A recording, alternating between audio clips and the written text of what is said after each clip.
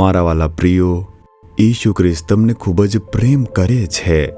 તે તમારા પ્રત્યે પ્રેમાળ છે અને વાતચીત કરે છે. જ્યારે હું તમારા માટે પ્રાર્થના કરું છું, મારા હૃદયમાં એક ભાર હોય છે. પ્રભુએ મારી સાથે વાત કરીને જે લોકો આ સાંભળે છે તેમના હૃદયમાં આશીર્વાદ આવવો જોઈએ. દર વખતે હું એના માટે પ્રાર્થના કરું છું અને તેમની હાજરી કબજો લે છે. તેથી જ ઘણા લોકો કહે છે, એવું લાગે છે કે પ્રભુ દરરોજ અમારી સાથે વાત કરે છે. પ્રભુ મારા માટે સાચો સંદેશ આપે છે. તે પવિત્ર આત્મા છે. જો તે બોલે તો જ શક્ય છે. આ માણસના શબ્દો તમારા માટે ભલું લાવી શકતા નથી. ઈસુ ખ્રિસ્તના શબ્દો.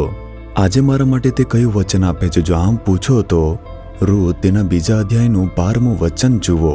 તારા એ કાર્ય માટે પ્રભુ તને આશીષ આપો, જેમની પાંખોની છાયા તળે તું આશ્રય લેવા આવી છે. જેમની પાંખોની છાયા તળે તું આશ્રય લેવા આવી છે એ તારા કાર્યને આશીષિત કરશે. તે એક અદ્ભુત શુભેચ્છા અને આશીર્વાદ છે. શું તમે પ્રભુની પાંખો નીચે આવ્યા છો? શું તમે પ્રભુ પાસે આશ્રય માટે આવ્યા છો? પ્રભુ મારો આશ્રય છે. હું મારી જાતને સમર્પિત કરું છું, ઈશુને સમર્પિત કરું છું. તે તમને તેમની પાંખો નીચે ભેટી પાડશે, તમને આશીર્વાદ આપશે. જેમ પક્ષી તે પોતાના બચ્ચાને ભેટી પાડે છે અને તેમનું રક્ષણ કરે છે, ઈશુ તેમની પાંખોની છાયામાં આપણને રાખે છે અને રક્ષણ કરે છે. તેમની પાંખોની નીચે આવશો તો જ તમે સુરક્ષિત રહેશો.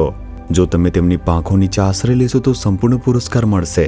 તેથી તમે તેને સ્વીકારો અને આશ્રય પામો. તે કેવળ તમને સ્વીકારીને રક્ષણ આપે છે એટલું જ નહીં, સંપૂર્ણ પુરસ્કાર, કોઈ પણ અભાવ વિના. આજે તમારા જીવનમાં કંઈક અભાવ છે ને?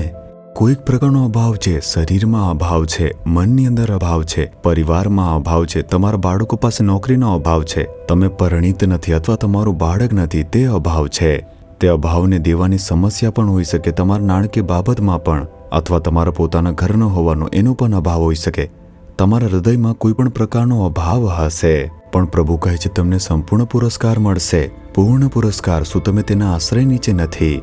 કોઈની પણ અભાવ નહીં થશે. પ્રભુ તમને યોગ્ય સમય બધી સારી વસ્તુઓ આપવાના છે. ડરશો નહીં, બધું જ બનશે. બધા જ કાર્યો થશે.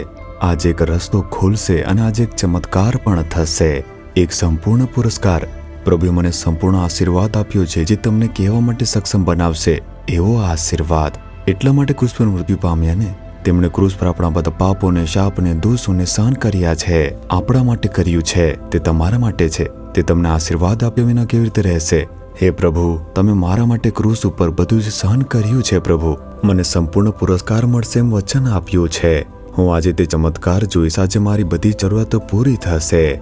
હે ઈશુ, તમે મારી જરૂરિયાતો પૂરી કરશો. હે ઈશુ, આજે હું જે તમારા આશ્રય હેઠળ આવ્યો છું, તમારા દ્વારા સંપૂર્ણ પુરસ્કાર પ્રાપ્ત કરીશ. હું વિશ્વાસ કરું છું તમે પરિવર્તન કરી રહ્યા છો. બધી જરૂરિયાતોને પૂરી કરશો અને અમને આશીર્વાદ આપો છો. તે માટે સ્તુતિ થાવ, સ્તુતિ થાવ. ઈશુના નામમાં. Amen, amen.